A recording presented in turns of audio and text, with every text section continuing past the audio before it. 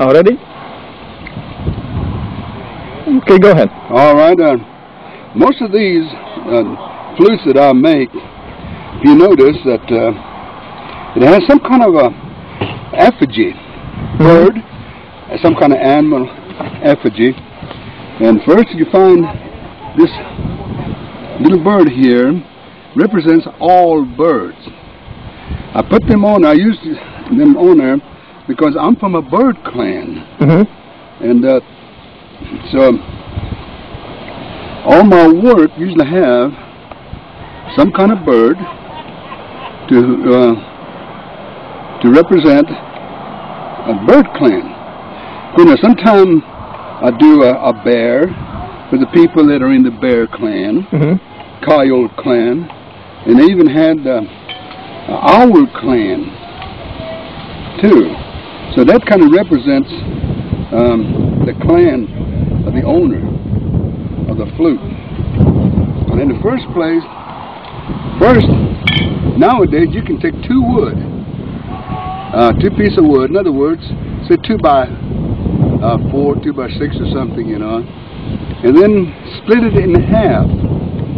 Split it in half, then you have about 3/4 inch on both sides, so you clamp it, you put it together, and before you clamp it together, you carve the insides, all the hole here, and the distance, there's a hole under here too, and then also the distance between here and there, and then there's 2 holes under here too, because air comes out from under here, come through to this corner, which makes the sound, and then from there to the first hole of the control holes, which is the width of your hand.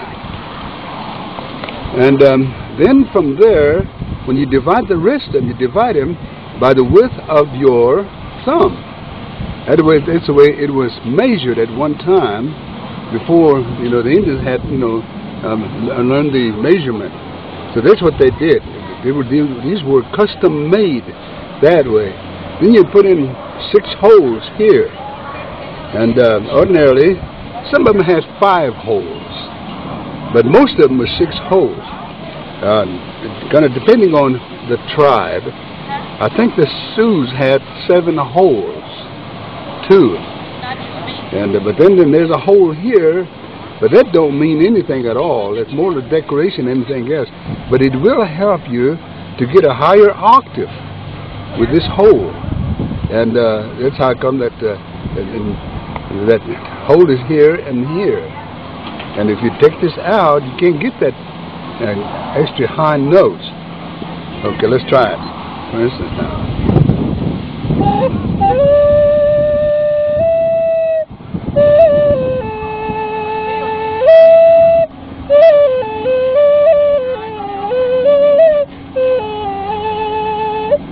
Your high octave, close everything but the top.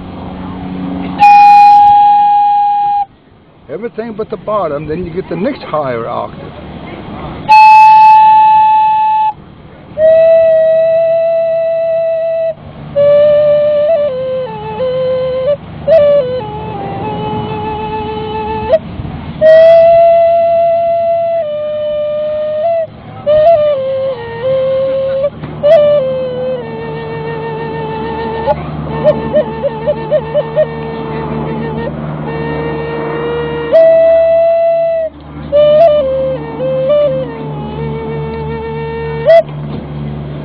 Also, some of these were made out of a bamboo cane too.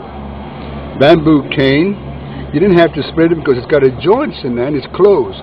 So you always use that where it's close together, drill a hole on both ends and try to figure out a way to get that air to come through and hit the corner here in order to create a sound. So that's what it's all about in here now. Air have to come under here.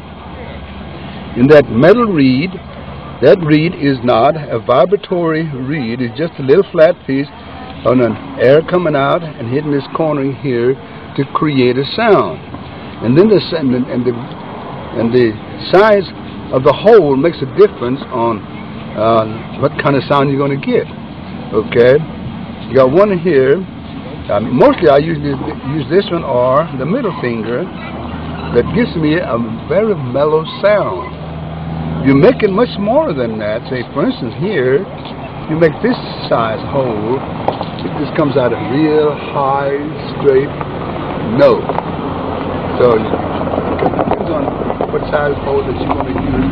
Which finger you want to measure it by. That's the way most of that works. Okay?